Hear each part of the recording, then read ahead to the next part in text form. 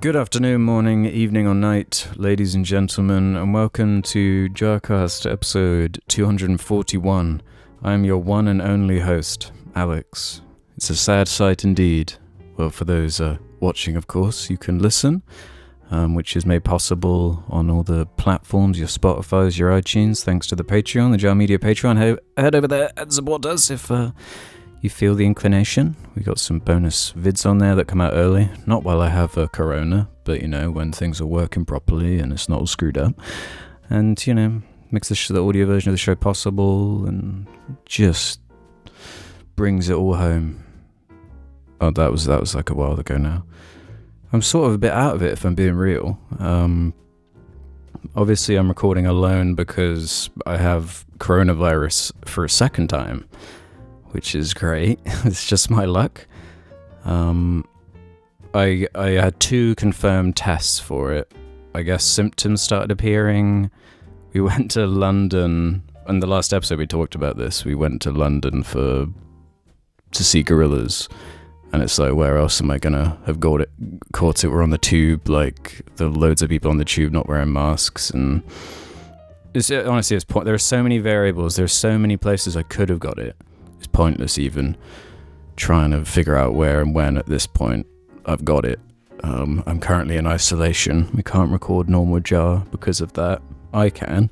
Hopefully I don't sound too congested. I don't really have any symptoms anymore, but it's taken a good week to recover from that. Thank God I had 1 jab though, because compared to the first time I had COVID in 2020, this was so much easier to get over.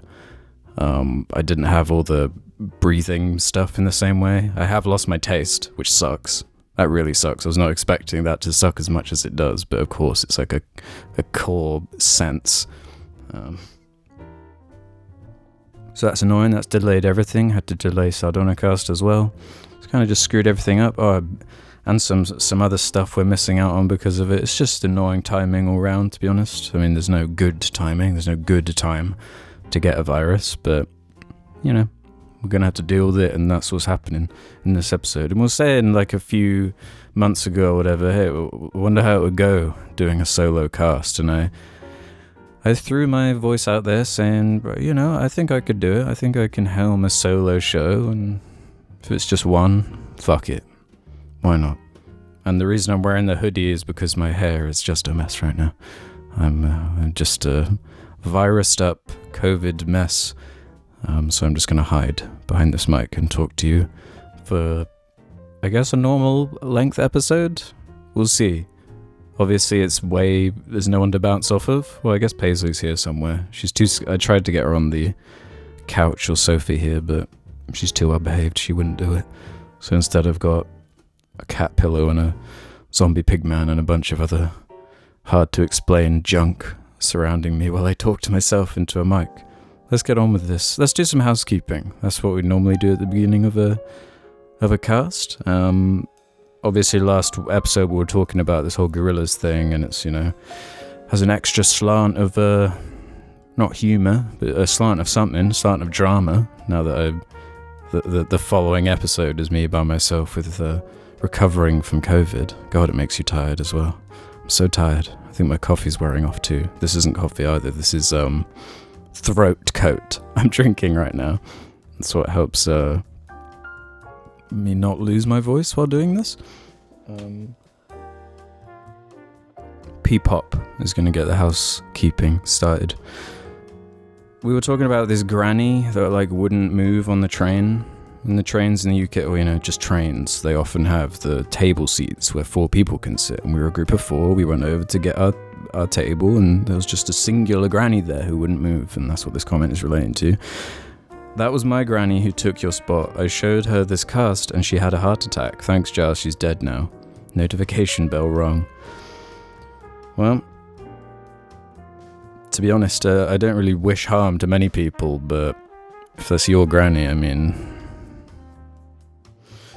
Swiggy left one as well about this. The chat about the masks on the tube kind of surprised me. I recently went on a day trip to New York City, and it really pleasantly surprised me how many people were wearing masks throughout the city.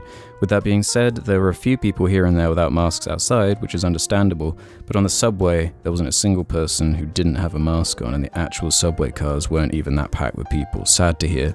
It wasn't like that in London there.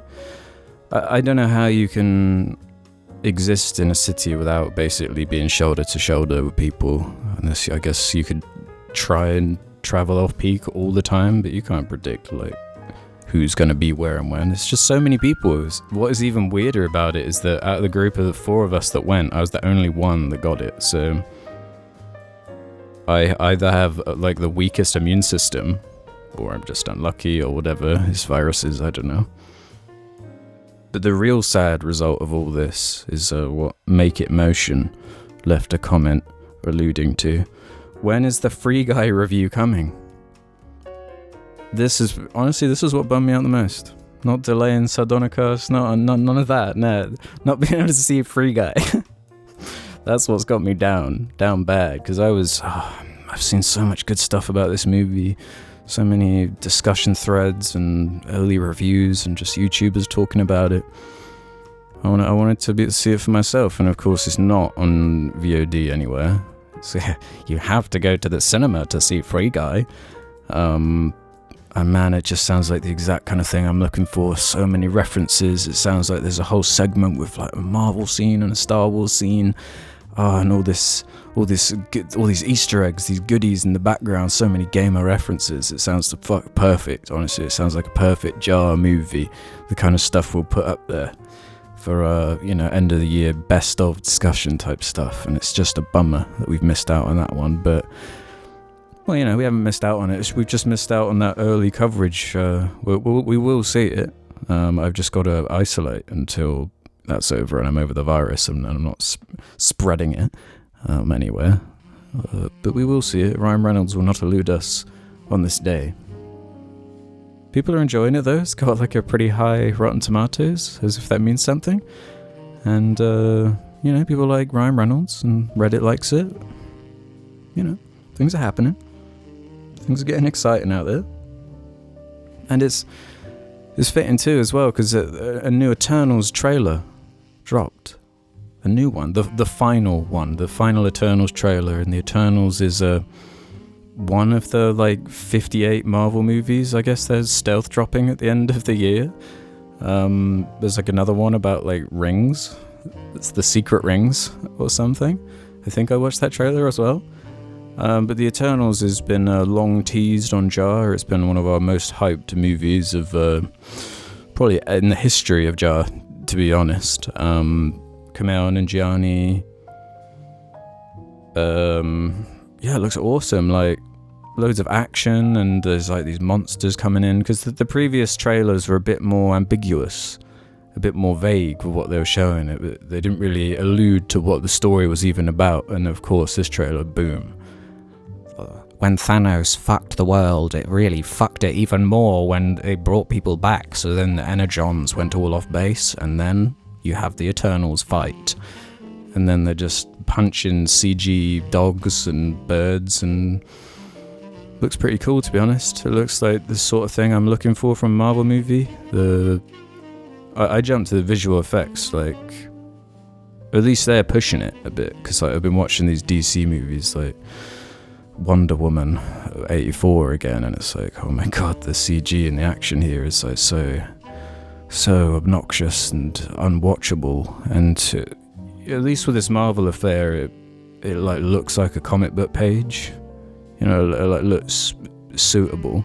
I don't really get where it fits or where it's going necessarily. It's going into comic territory that I just don't know or understand. I only knew surface level stuff from the first few waves of Marvel Avengers bullshit. I don't know anything about the Eternals or any of this, or what it's building to now. It looks like really familiar Marvel territory in terms of, we've got to get the group. We haven't been together and I haven't seen you in decades. How have you been, my boy? And then they do some epic greeting. Oh, I like you. I missed you a lot. You're kind of cool, aren't you? That one from Game of Thrones. Yeah, lots of Game of Thrones actors, lots of familiar actors, to be honest. We were saying the other week on the JARCast, it's just every actor is just going to be in a Marvel movie. So, like, everyone. I'm serious. There won't be anyone who can escape it. There'll be a Jar cameo in, like, some Disney Plus bullshit at some point. But to be honest, looks alright. It looks more interesting to me visually. I was actually noticing the director's, her style come through a little bit, which is cool to see and unique for a Marvel movie. It's the Eternals. I'm still concerned about like the stakes of the action and how they're going to make it, like what the rules are, because I don't know anything about the Eternals, and like, is that like dog thing made of string, like a good villain or something? That is concerning too. This like weird CG monster that was like holding Angelina Jolie doing the you are about to get just pwned kind of stuff. Yeah, we'll see how it comes together. What do you think, Sandy? I noticed this weird comment that had like a few upvotes for some reason, saying like, upvote if you want Alex to act as the Gravemind from Halo the entire next cast. That's from Numerous Race 1443, which I guess is fitting because I want to talk about Halo now. I guess I'll do it in the Gravemind voice. The whole rest of this episode is going to be Gravemind. Halo Infinite is going to be, and already is, majorly disappointing. Sorry. I know people don't like it when I've been down on Halo Infinite lately. And that was before this newest news, right? That 343 uploaded to their YouTube channel the most like sheepish, like embarrassing development update video I think I've ever seen. My skin was crawling while watching it, like my spine was like tingling, like from the awkwardness of just the way this game is trickling out its information. The big news, of course, being that Halo Infinite is going to launch without co-op. Yeah, that's the actual state that Halo's in right now, that it's going to launch without co-op. And not just like split screen that was removed from Halo 5. Like online co-op, you can't even do online.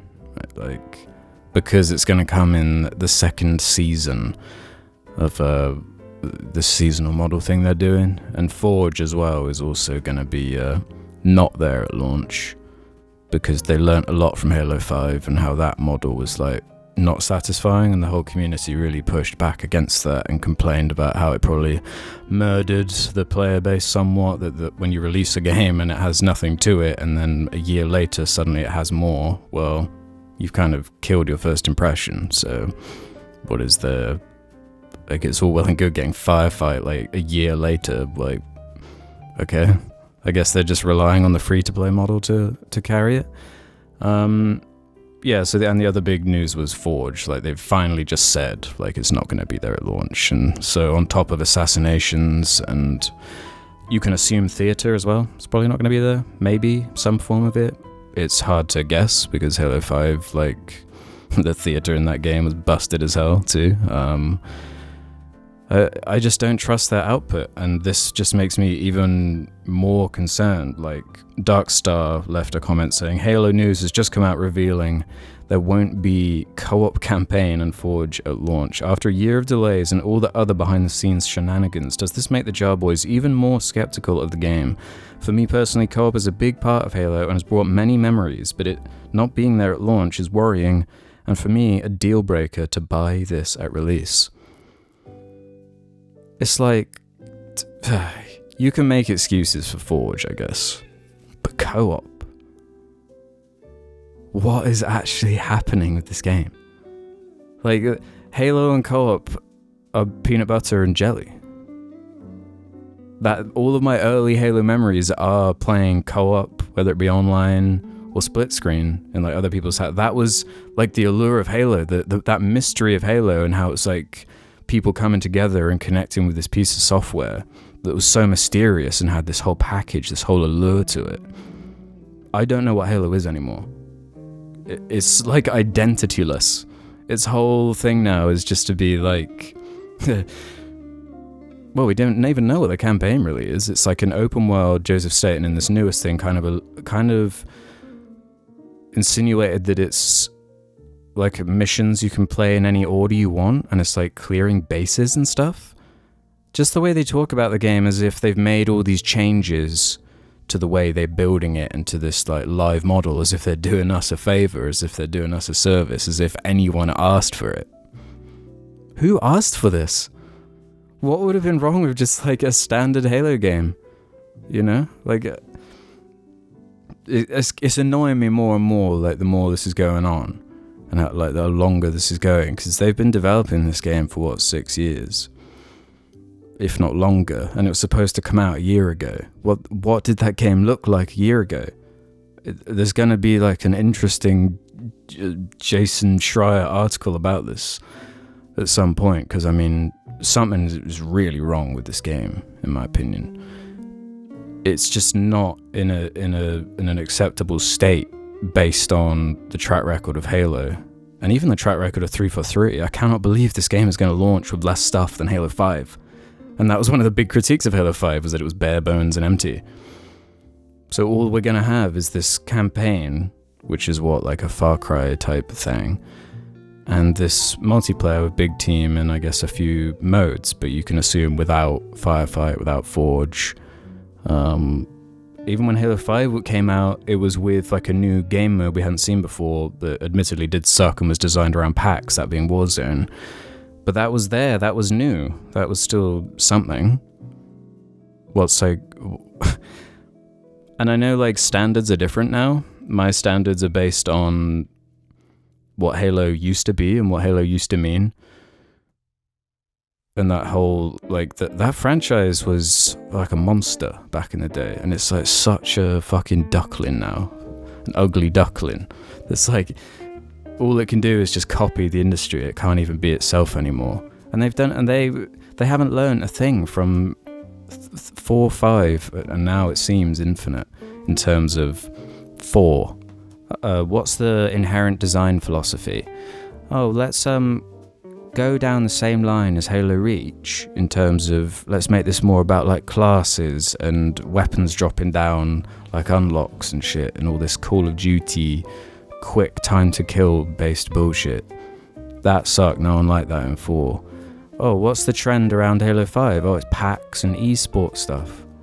Oh, so I guess that's what Halo is now. Oh, Halo's not that anymore. I guess it's like a battle pass free-to-play thing, because that's what shooters and like the free-to-play space is now. What is this game? I think it's lame. And I've been like holding back my tongue on this because, you know, there are positive signs to it, but it's like, what is actually happening? What have you been doing in that time? How much have you had to scrap from this? Because 6 years, like the traditional Halo dev time was 3 years. So like Halo 3, when that came out in 2007, will have more content than Halo Infinite now, by far. I just, like my hype level or whatever bullshit indicator you want to use to measure excitement, it's like negative at this point. I'm like so jaded with 343, and I just cannot believe they've been able to keep this going for as long as they have. And like, even with the old games, they messed it up. The MCC is one of the biggest fuck-ups that people are only forgetting now because a bit of time has passed and they've like fixed it. But like, I can't believe like how short memories a lot of gamers have. It's a sad state. And you know, we'll get round. I'm still going to play it. It's going to be on Game Pass. But holy fuck. I'm not feeling good about this game. And in this weird video where they're saying like, yeah, we're not really ready for marketing yet. So what do you mean?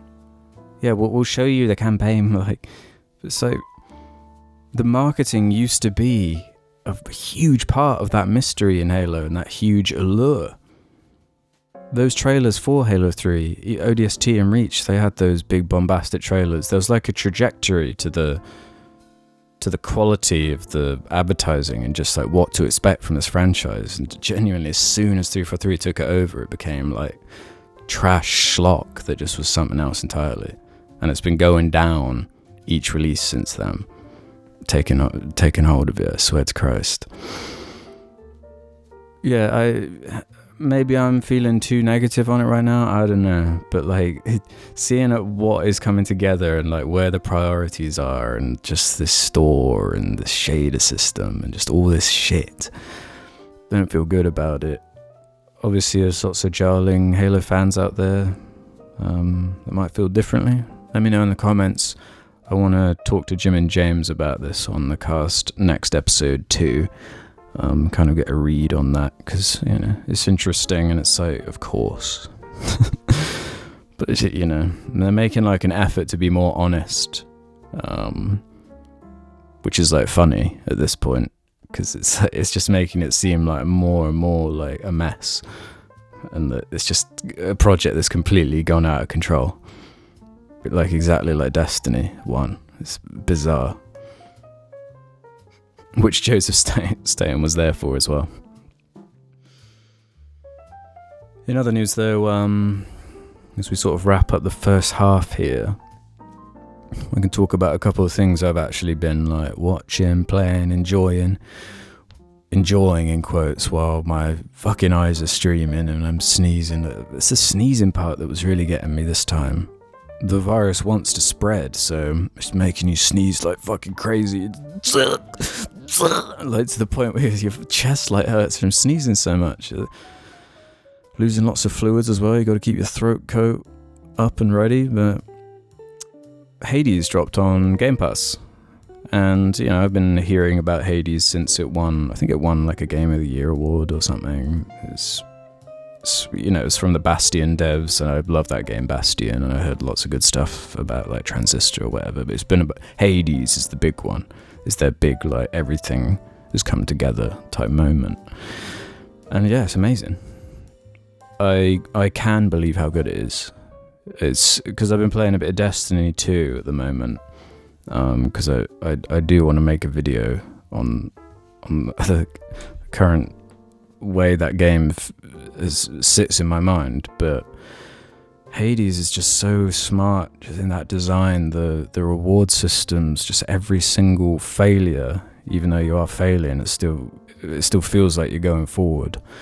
Destiny could probably learn a lot from just the ingenious ways they not only use the design and the repetition of it to unlock like new story moments, new gear, new upgrades, like multiple levels of upgrading.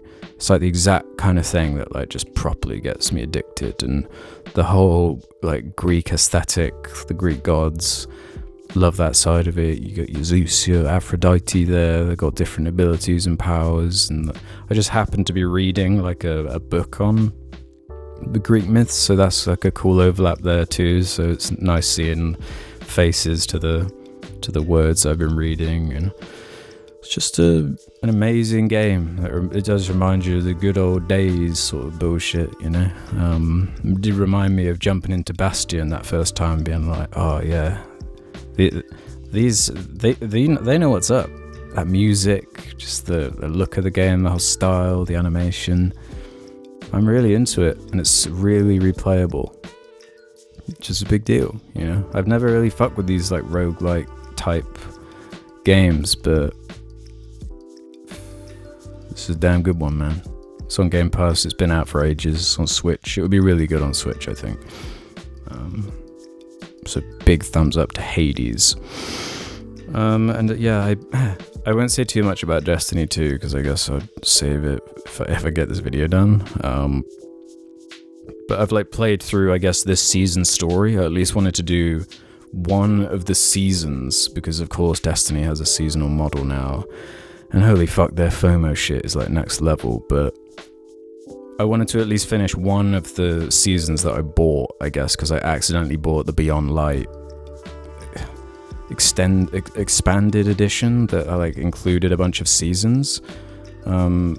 So I own all of these seasons, and I played like a bit of one a few months ago. I actually wanted to at least play the story of this because I've just heard so much about people saying that the storytelling's improving and all this, and I checked it out for myself and got through the season story, or whatever they call it, and yeah, it's Destiny. And finally, the other thing I've been killing a bit of time with is I've been craving like a new show. I like having a show or some long form story on the go. I don't know, it scratches some itch in my brain that just satisfies me. So like I went through The Sopranos, The Wire, shows of that ilk, like long shows. And I just watched True Detective season 3, because I never got around to watching that after the second season being what it was. Very odd. 3 was a bit better. It's not that memorable to me, to be honest. And then after that, I jumped into Sons of Anarchy. Like I've always seen this show, and I've always, I like Ron Perlman or whatever. I've never been like into the whole biker thing or found it cool. So like watching Sons of Anarchy, and I guess it started in about 2007, which got me thinking, was there like a biker like renaissance going on around that era? Because Halo 3 had this whole biker thing going on with the Brutes as well. But I don't know. Please let me know if you remember anything. I don't. I was like 12 in 2007, 13. Yeah, I enjoy it. It's like kind of got some dumb shit in there that is very 2007 sort of era, but it's got fun characters, and the drama it's alluring. It's building on itself nicely. It seems to have modelled a lot of itself on The Sopranos, to be honest. Just the idea of like a criminal gang you are introduced to at sort of the start of the downfall. Yeah, it's fun. It's interesting. It's got some corny shit. Biker gangs. That's just like because it's on UK Netflix, I guess.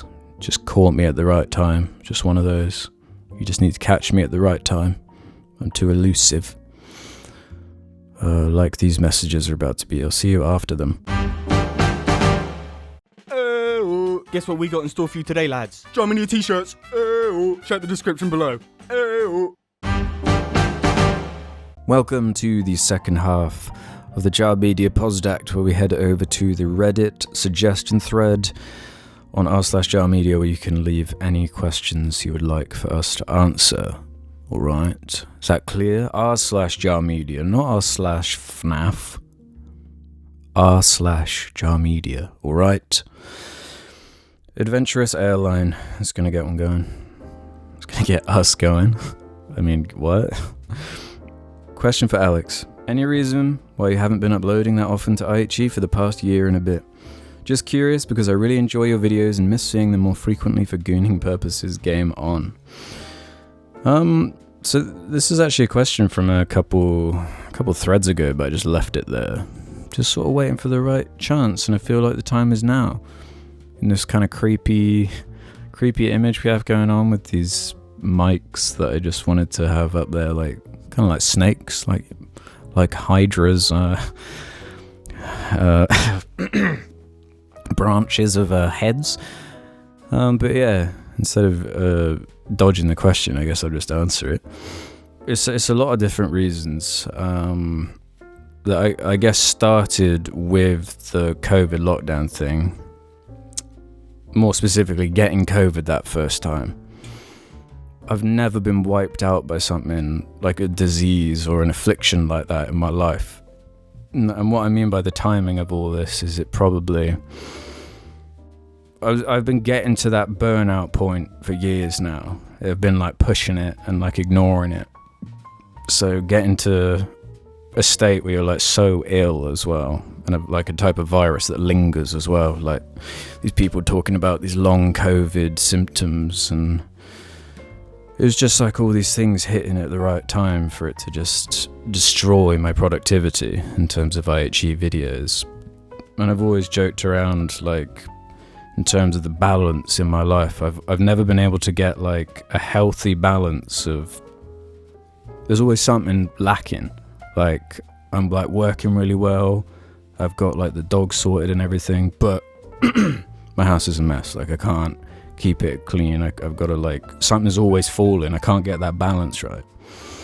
So I've been like trying the last year to figure out a healthier balance, because you can't like just burn yourself out to a degree where you like can't function anymore. It's unhealthy. You need to actually enjoy living your life to be able to like make content and stuff. And yeah, in periods where I've been uploading like the most, when I was like the most ridiculously consistent, the least was going on in my life. My life was so simple back then.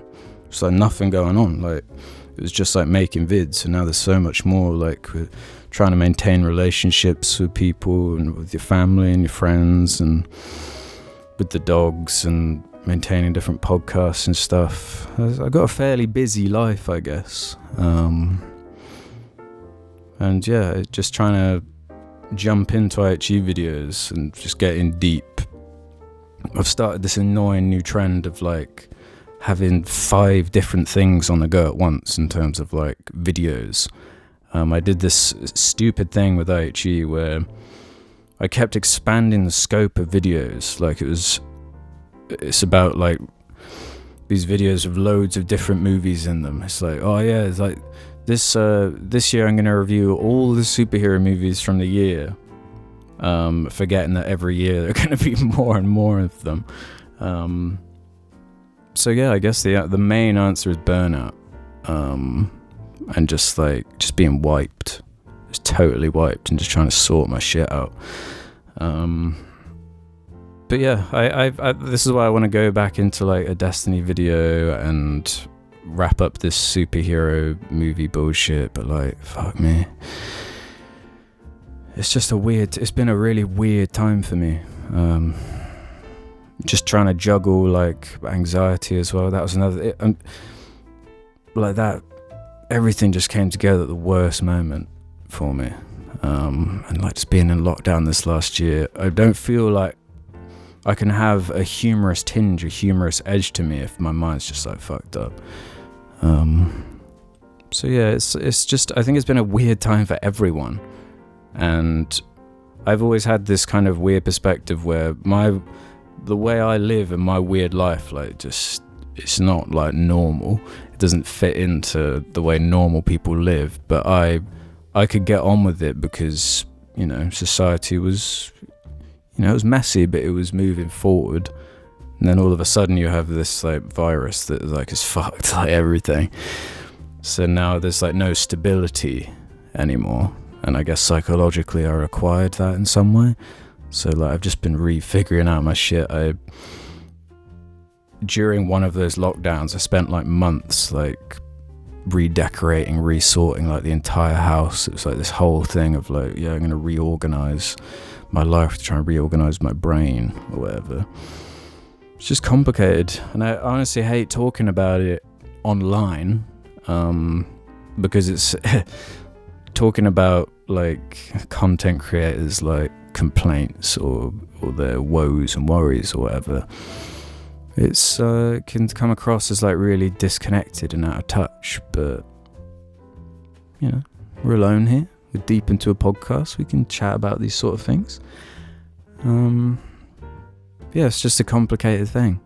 But I've always got this shit in my mind. Like, it's like a curse. It's the pro and con of it. Is when you have something like that, you always want to be making for it, and I always am like thinking about it. You can't erase it from your mind. You're always planning, oh, that would be such a good video. You start like noting down ideas in your phone. I've just got so many documents of like just little sentences and ideas and like disparate shit.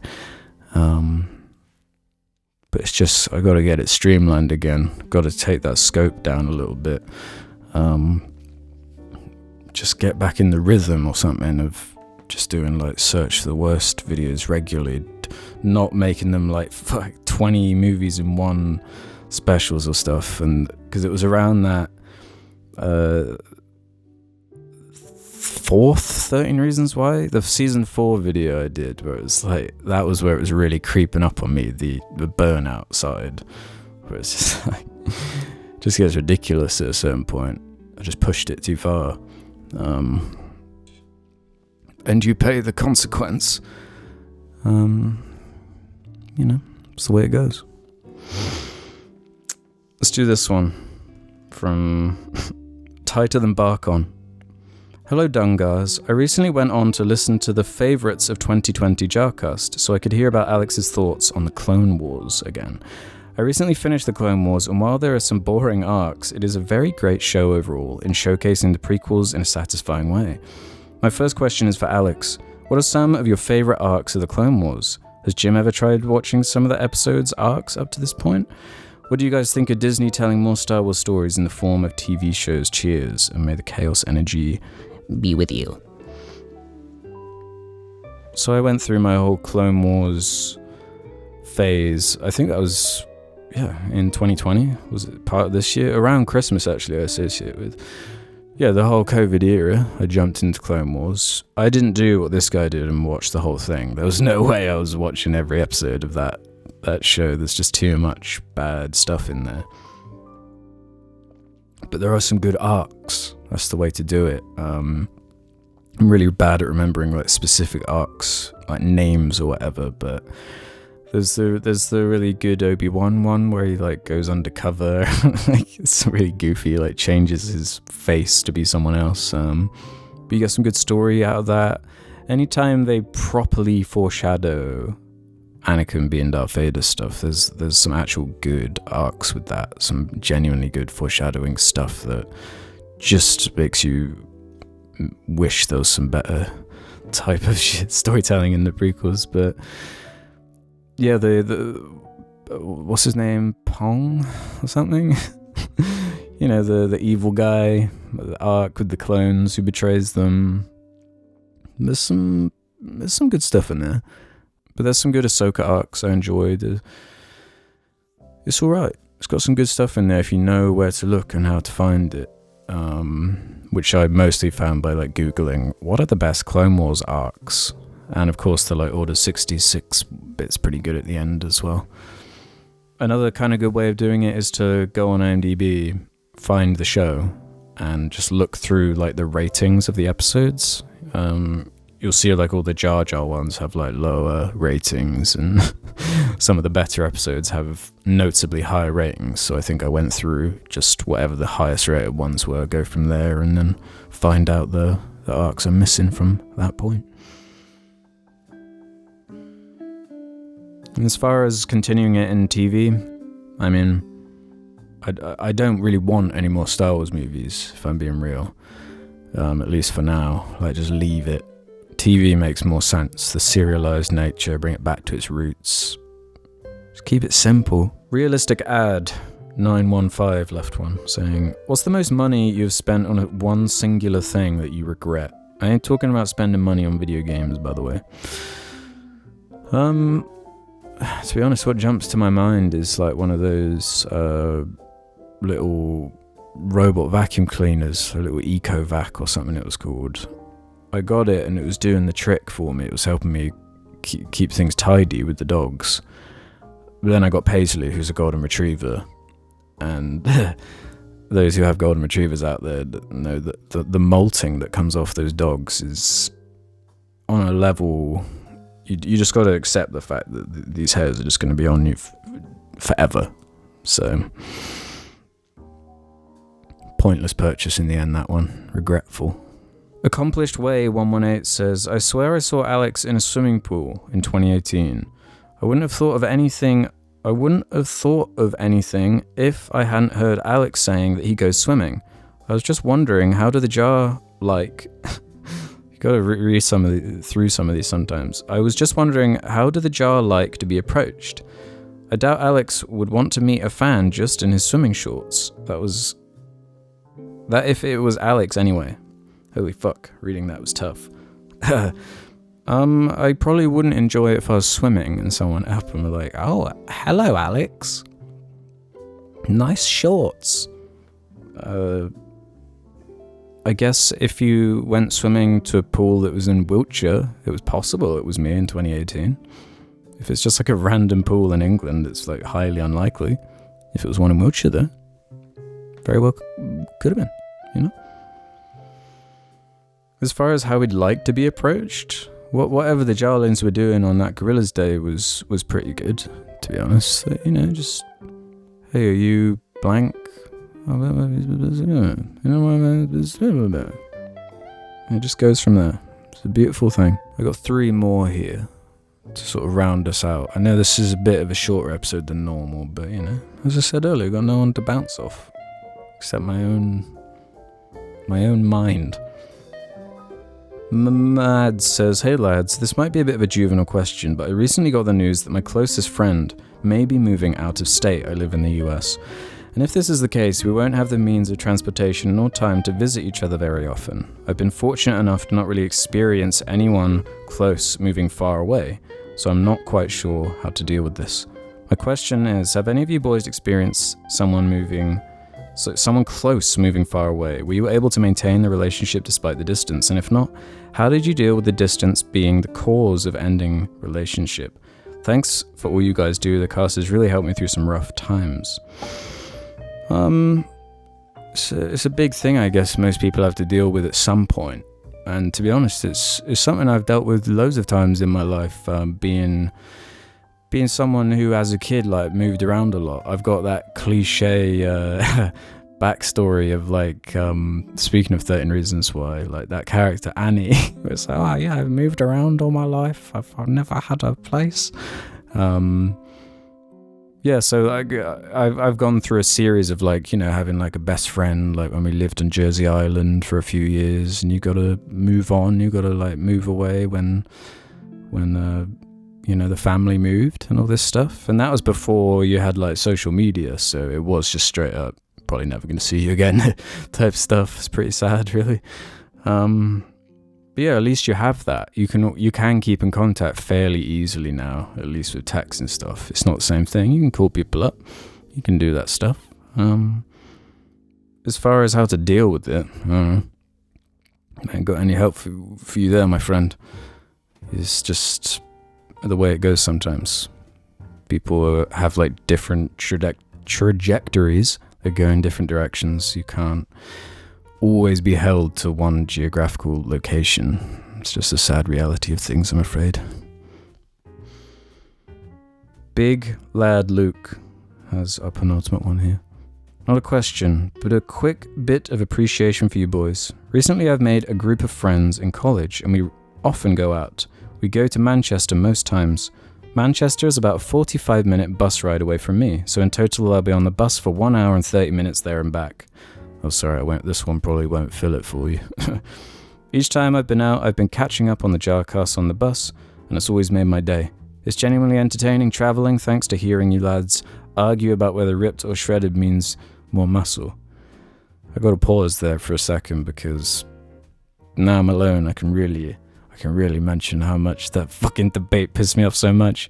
God damn it, rip versus shredded, is that really what we've come to? Nah, this will not stand.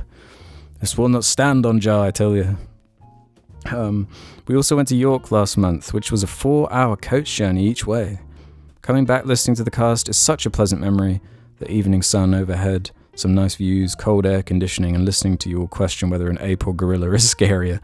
Kind of a long-winded way of saying this, but every time I've been travelling or whenever I've been super bored with nothing else to do, the JARCast is my go-to. I just want to say thank you for making my days so much more entertaining and funny. I also get heavy nostalgia when I do specific things during different periods of my life, listening to certain songs, watching certain videos, etc.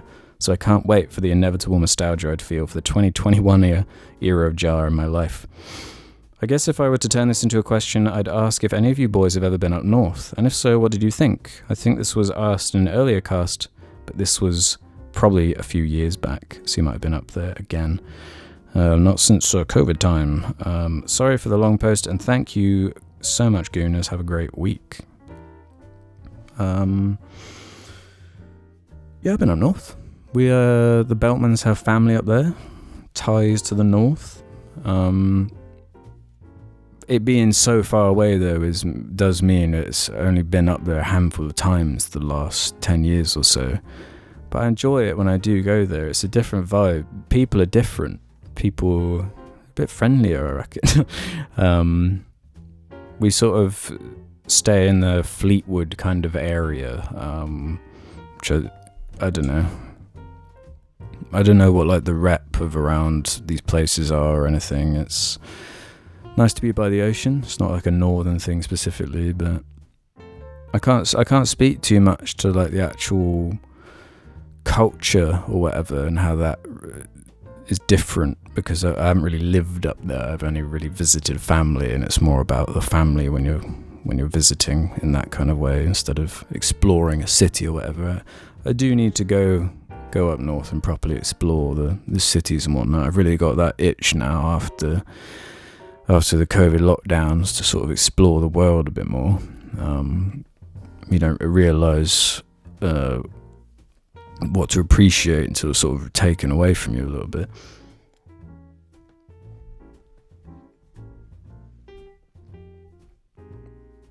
But yeah, it's nice to hear a nice chunky comment of appreciation.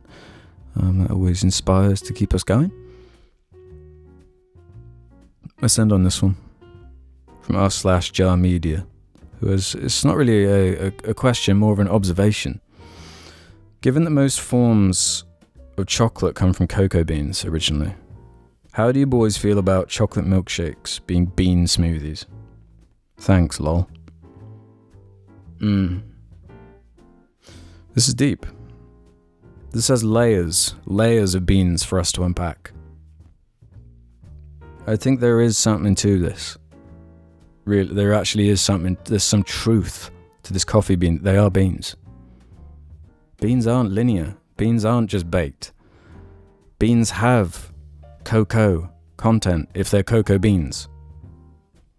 Take cocoa beans, and at some point it becomes a smoothie, a chocolate smoothie. See, things are making sense.